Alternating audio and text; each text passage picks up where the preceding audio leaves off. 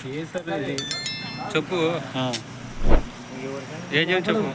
CSR ఒక case విషయమే ఇక్కడికి స్టేషన్కి రమ్మంటే డాక్యుమెంట్స్ తీసుకొని సబ్మిట్ చేసే టైంలోనూ శేషిరెడ్డి ఇక్కడ పోలీసుల సమక్షంలోనే అటాక్ చేశారు. ఇక్కడ కంటి దగ్గర వద్దని వారిస్తున్నా కూడా మళ్ళీ ప్రాణహాని కలిగిస్తాను అది ఇది అని చెప్తూ ఉన్నాను.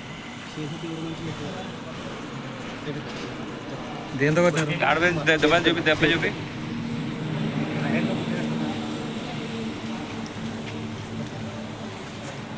ఆ బిజినెస్లోనే వాళ్ళకి ఇద్దరు కొన్నాళ్ళు పొందుకొని కొన్నాళ్ళకి విడిపోయినారు. ఆ విడిపోయినప్పుడు విడిపోయి డబ్బులు నాకు కట్టేయాలా అని మాది 2.5 సంవత్సరానికి నాకు డబ్బులు కట్టేయాలా అంటున్నాడు శేషిరెడ్డి. 2.5 సంవత్సరానికి మా అబ్బాయి నీకు నెల ఇచ్చుకుంటూ వచ్చాను కదా, నెలకి 50,000, 60,000, 70,000, 80,000 నాకు వచ్చిన లాభంలో నీకు ఇచ్చుకుంటూ వచ్చినాను. ఇంకా అదే కదా నీకు కావాల్సిందంటే అది నా పేరును వాడుకున్నావు కదా, నా పేరును వాడుకొని నువ్వు తిన్నావు కాబట్టి నాకు డబ్బులు ఇవ్వాల్సిందే 1.5 అని అంటున్నాడు. ఇప్పుడు ఎందుకు వచ్చిన స్టేషన్ కాడికి? ఆయన సిట్టింగ్ కేసు పెట్టినాడు, దానికోసం స్టేషన్ కాడికి తోలుకొచ్చినారు పోలీసులు. పోలీసు వాళ్ళు ఏమంటున్నారు?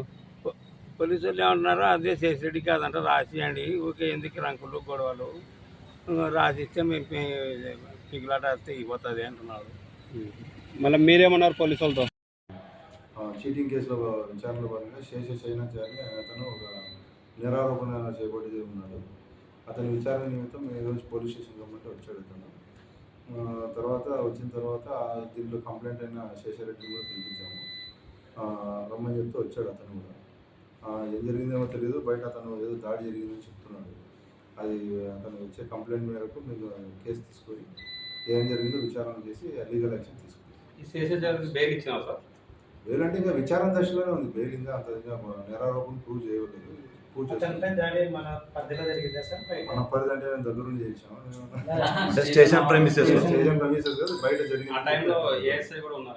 లేదు, అదంతా లేదు. విచారణ చేస్తున్నాం. అది అతను చెప్పేదాన్ని బట్టి చూసి అతను బయట ఉండమని చెప్పాము. బయట ఉన్నాడు అతను. మరి ఏం జరిగిందో తెలీదు.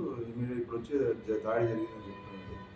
అయిపోయిన తర్వాత ఏం జరిగిందో చూసి విచారణ చేసి లీగల్గా ఏదైనా ఏం యాక్షన్ తీసుకుంటాం. ఇతని మీద కేసు ఉంది. శేషాచారి అతని ఫాదర్ ఇద్దరి మీద కూడా కేసు ఉంది. పోలీస్ స్టేషన్ శేషారెడ్డి కొట్టినాడని చెప్తున్నాడు. అది విచారణ చేసి ఏం జరిగిందో చూస్తాం.